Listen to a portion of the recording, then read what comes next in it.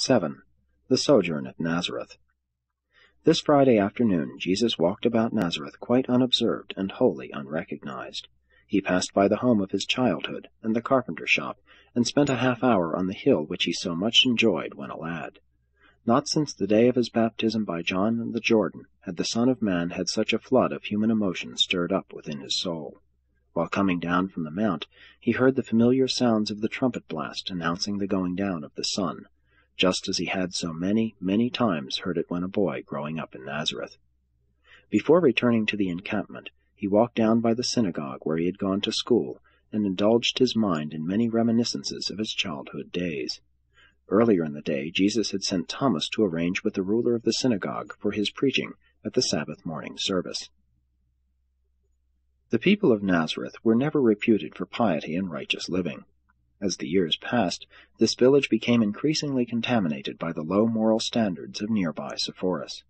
Throughout Jesus' youth and young manhood, there had been a division of opinion in Nazareth regarding him. There was much resentment when he moved to Capernaum. While the inhabitants of Nazareth had heard much about the doings of their former carpenter, they were offended that he had never included his native village in any of his earlier preaching tours. They had indeed heard of Jesus' fame, but the majority of the citizens were angry because he had done none of his great works in the city of his youth. For months the people of Nazareth had discussed Jesus much, but their opinions were, on the whole, unfavorable to him.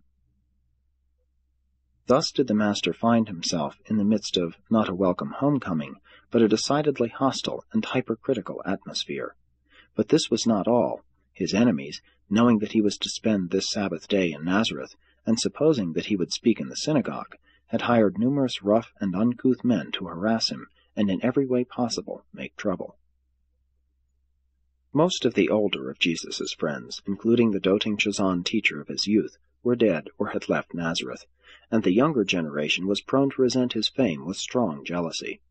They failed to remember his early devotion to his father's family, and they were bitter in their criticism of his neglect to visit his brother and his married sisters living in Nazareth. The attitude of Jesus' family toward him had also tended to increase this unkind feeling of the citizenry. The Orthodox among the Jews even presumed to criticize Jesus because he walked too fast on the way to the synagogue this Sabbath morning.